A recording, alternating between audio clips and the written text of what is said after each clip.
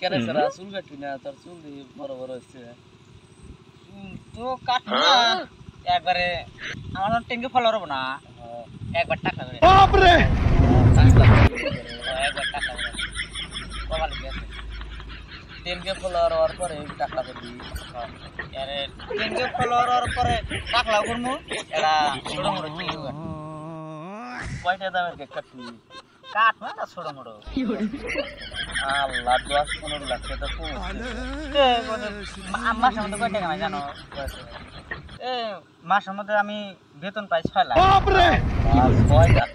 হ্যাঁ তুই মাসে কয় টাকা কামাই করে মাত্র 1.5 লাখ টাকা আইয়ে 1.5 লাখ টাকা আমার হাতে কাম কর মাসে মোটামুটি আমার হাতে খালি ভিডিও বানাবি তোর মাসে 3.5 লাখ তুই তো ঠিক আছে করবো ঠিক আছে চল